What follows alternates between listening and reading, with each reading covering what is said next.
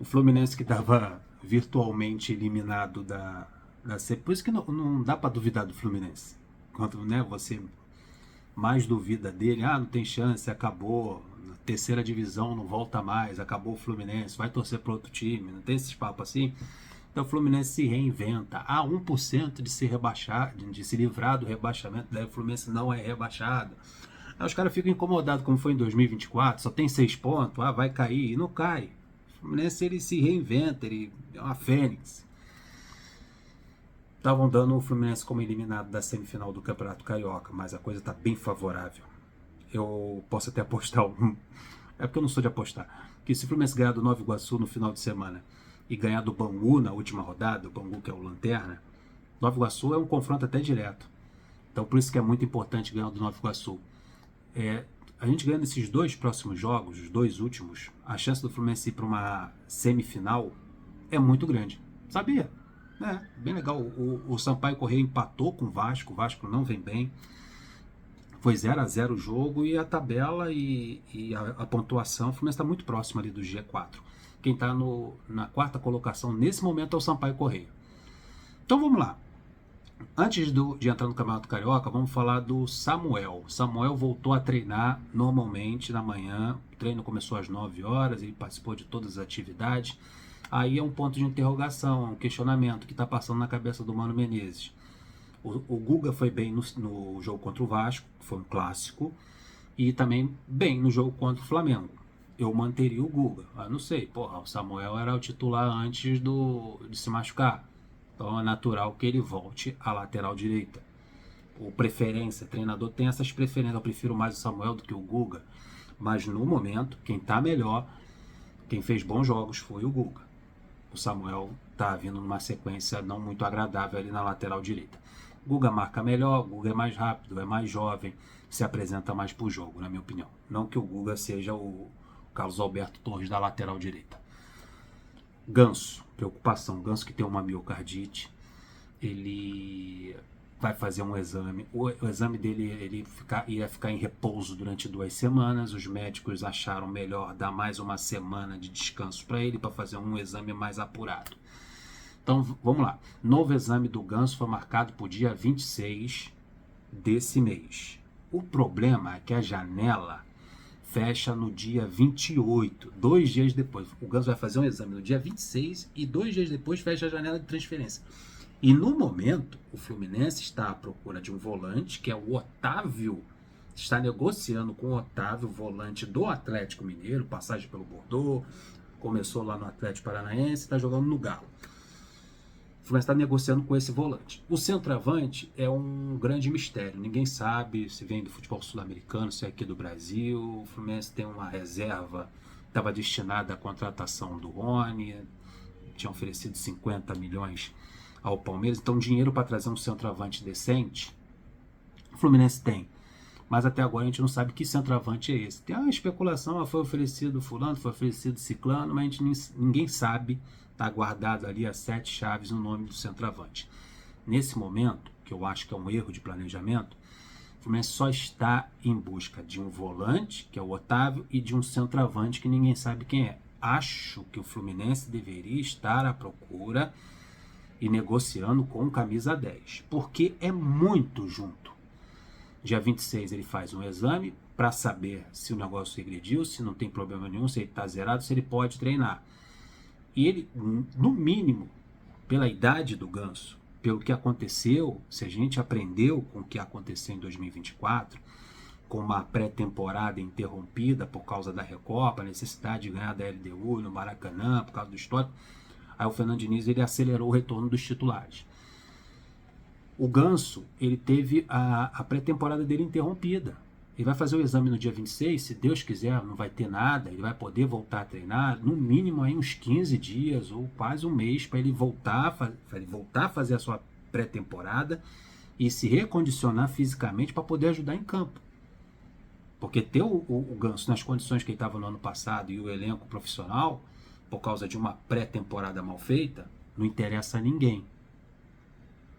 E o pior, caso o quadro dele da miocardite, que é uma inflamação no músculo do coração, na camada que envolve o coração, se ele não regrediu, um novo exame será marcado no dia 28, 26, ele vai fazer dia 26 o exame, no dia 26 de março, um mês depois. Então são mais 30 dias de repouso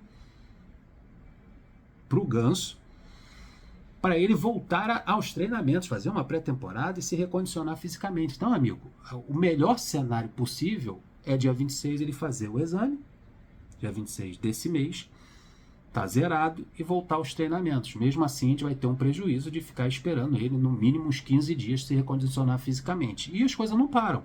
Por exemplo, dia Sul-Americana, começa dia 5 de março. Dia 5 de março começa a Sul-Americana. Brasileirão começa dia 29 de março. Copa do Brasil começa agora em fevereiro, dia 26. No dia que o Ganso está fazendo o exame para saber se ele está zero bala, o Fluminense está estreando na Copa do Brasil contra o Águia de Marabá. Um jogo único, se der empate, vai para pênalti. E vai fazer uma falta tremenda nesse meio de campo. O Fluminense só tem 3 jogadores para esse setor, que é o Lima, que não faz bem a função de criação de jogadas, o Isaac, que ainda é muito jovem, ainda precisa ter mais minutagem, mais tempo de campo, e o Arias, que está improvisado no meio de campo. Deve ser, tira o Arias do forte dele, que é a ponta direita, e coloca ele numa função que ele não está acostumado a exercer. E a gente viu no jogo contra o Flamengo, um jogo muito fechado, pouco espaço para fazer as atividades. O Arias teve dificuldade, porque ele é um jogador que corre com a bola. Ele não distribui o jogo, ele pega a bola em velocidade e vai na vertical. Aí, quanto menos espaço tiver para ele, é pior para o jogo dele ali no meio de campo. Melhor ele na linha de fundo. Ali ele vai no 1 contra 1 contra o lateral esquerdo, ele sempre prevalece. Tem menos gente na linha de fundo, nos lados do campo, nas linhas laterais, do que no meio ali naquela confusão.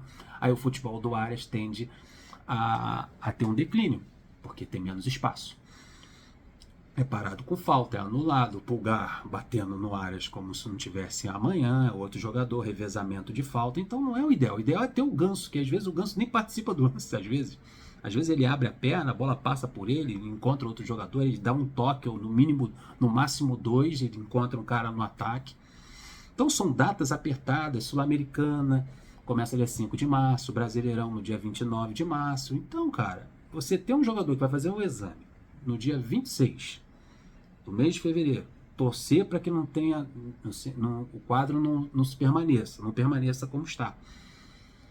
E se não tiver, você só fazer um outro exame daqui a um mês, no dia 26 de março, já com os campeonatos começando e o jogador precisando se recondicionar fisicamente, é perigoso. Não é um planejamento ideal.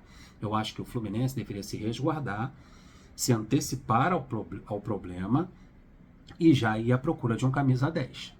De um cara, eu sei que é difícil. No futebol brasileiro é praticamente é complicadíssimo você encontrar um camisa 10, alguém que faça o jogo no meio de campo como o Ganso faz. Então é complicado. Eu sei que é complicado, mas tem um futebol sul-americano, tem um futebol internacional para o Fluminense ir atrás. Pelo visto, dinheiro para isso tem. Acho que o Fluminense deveria se antecipar. Então vamos lá. Campeonato Carioca. Sampaio Corrêa 0, Vasco 0. O Sampaio Corrêa está no G4 com 13 pontos. O Fluminense está na 9ª colocação com 11. 2 pontos separam o Fluminense do Sampaio Corrêa. 2 pontos que está no G4. O Vasco tem 14 pontos. Tem uns clássicos aí pela frente. Por exemplo, próxima rodada tem Flamengo e Botafogo. Flamengo e Botafogo, o Flamengo tem 14 pontos também. Então são o quê? 3 pontos de diferença do Fluminense, 3 pontos. E tem um confronto direto entre ele e o Botafogo. O Botafogo está na 6ª colocação com 12 pontos, a 1 ponto do Fluminense. Então até um empate nesse Flamengo e Botafogo dessa quarta-feira é bom para o Fluminense. Dá uma segurada, mantém o Botafogo, com a possibilidade do Fluminense ultrapassar, vencendo o Nova Iguaçu, e não fica tão longe do Flamengo. Depois tem outro clássico, que é Flamengo e Vasco, que pode enterrar de vez as pretensões do Vasco, com a vitória do Fluminense sobre o Nova Iguaçu. É Flamengo e Vasco, um confronto direto. Eu acho que até o ideal era o Flamengo vencer o Botafogo e o Flamengo vencer o Vasco. Aí o Flamengo vai embora e segura o Vasco e o Botafogo lá embaixo. com a possibilidade do Fluminense ultrapassar. Porque o Vasco da Gama tem 14 pontos. O Fluminense vencendo iguala o número de pontos do Vasco da Gama. Bangu e Madureira, que é um confronto direto entre pequenos. Depois tem Boa Vista e Botafogo. Então são jogos de pequenos, de clássicos. O Fluminense não tem clássico nenhum pela frente. A diferença para o G4 é mínima, de 2 a 1 ponto. E o Fluminense só precisa fazer a sua parte na próxima rodada contra o Nova Iguaçu e na última rodada contra o Bangu. Adversários importantes que estão na frente do Fluminense têm clássicos e jogos muito difíceis. E pequeno contra pequeno, tudo pode acontecer. Boas notícias, Fluminense firme e forte no Campeonato Carioca. E eu afirmo aqui, sem entrar em tabela, detalhamento desse negócio todo, se deixar o Fluminense chegar numa semifinal da forma que aconteceu, a chance do Fluminense se tornar campeão carioca é muito possível. Não vejo o Fla-Flu. O Fla-Flu foi um jogo ruim, feio, um jogo muito igual entre duas grandes equipes. Deixa o like, se inscreva no canal, a sua opinião. Tamo juntos. Até o próximo vídeo. Flu!